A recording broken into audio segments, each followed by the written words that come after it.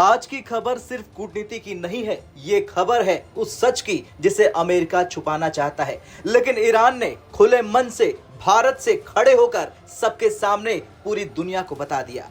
दिल्ली से भारत की जमीन पर ईरान की एम्बेसी का झंडा हवा में लहरा रहा है। अंदर ईरान के एम्बेसडर इलाही ने माइक उठाया और जो शब्द उन्होंने कहे वो वाशिंगटन के पावर कॉरिडोर्स में आग लगाने के लिए काफी थे।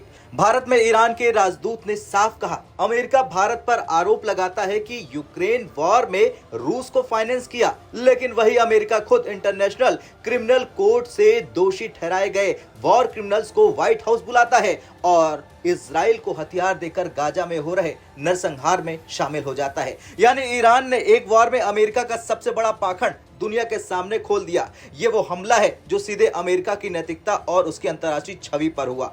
सोचिए, एक तरफ अमेरिका भारत पर आरोप लगाता है कि हमने रूस से तेल खरीदा जिससे यूक्रेन वॉर को फंडिंग हुई, और दूसरी तरफ अमेरिका खुलेआम इजराइल को बम और मिसाइलें सप्लाई कर रहा है, जबकि दुनिया देख रही है कि गजा में मासूम लोग मारे जा रहे हैं। ये वही अमेरिका है जिसने अपने दुश्मनों के लिए एक सेट ऑफ रूल्स बनाए हैं, अपने दोस्तों के लिए दूसरा, यानी नियम सिर्फ दूसरों के लिए, खुद के लिए नहीं। ईरान के एम्बेसडर ने पीस मेकर के नाम से फेमस हो चुके डोनाल्ड ट्रंप को भी नहीं बख्शा। उन्होंने कहा, भारत पर 50% टैरिफ लगाकर ट्रंप ने कोई नई पॉलिसी नहीं बनाई, उन्होंने तो बस अमेरिका की असली विदेश नीति का चेहरा दिखाया। यानी ट्रंप के फैसले ने यह साफ कर दिया कि अमेरिका के लिए कोई भी देश स्थायी यानी परमानेंट दोस्त नहीं है। दोस्ती तब तक जब तक अमेरिका को फायदा हो। इलाही ने आगे कहा कि अमेरिका भारत का दोस्त नहीं, ईरान भारत का दोस्त है। लेकिन यहां कहानी में ट्विस्ट आता है। कुछ महीने पहले ईरान के supreme leader Ayatollah Ali Khamenei ने कश्मीर के लोगों की तुलना गजा के लोगों से की और कश्मीर के मुसलमानों की आजादी की बात कही। यानी ईरान भी पूरी तरह बेदाग नहीं है। यहां हमें एक कड़वा सच समझना होगा कि अंतर्राष्ट्रीय राजनीति में कोई भी देश किसी का परमानेंट दोस्त नहीं होता।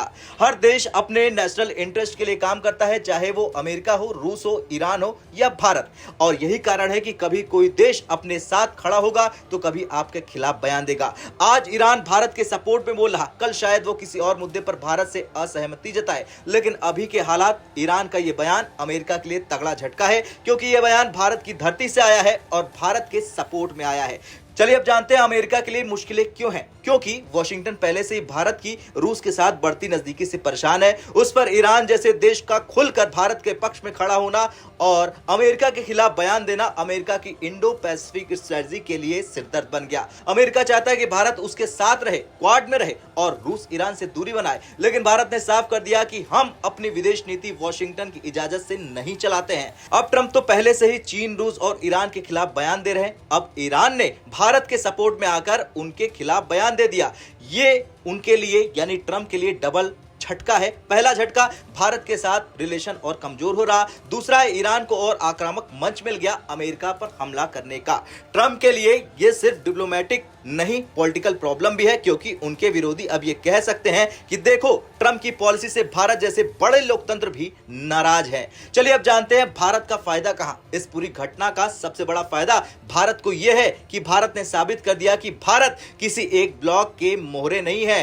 भारत अपने फैसले खुद लेता है, चाहे अमेरिका को अच्छा लगे या बुरा लगे। रूस के साथ डील हो, ईरान के साथ ऊर्जा प्रोजेक्ट या पश्चिमी एशिया में रणनीतिक इन्वेस्टमेंट, भारत अपनी पॉलिसी इंडिया फर्स्ट के हिसाब से चल रहा है। खैर, आज ईरान ने जो कहा वो भारत के लिए पूरी तरह भरोसे का पैमाना नहीं हो सकता, लेकिन अमेरिका के खिलाफ भारत के सपोर्ट में यह बयान देना एक बड़ा जियोपॉलिटिकल मैसेज है। ट्रंप और अमेरिका को यह समझना होगा कि दुनिया अब बदल चुकी है। भारत दबाव में नहीं आता है, भारत ब्लैकमेल नहीं होता है, और अगर कोई देश भारत को पब्लिकली टारगेट करता है तो कोई ना कोई देश भारत के सपोर्ट में खड़ा होगा, चाहे वो ईरान हो या फिर रूस हो। अब आपका क्या कुछ कहना है? जिस तरह भारत से खड़े होकर ईरान के एम्बेसडर ने अमेरिका पर निशाना साधा है, उसे लेकर कमेंट कर जरूर बताएं, और यह भी बताएं कि क्या आपको लगता है ईरान भारत का पक्का यार है या नहीं। जय हिंद।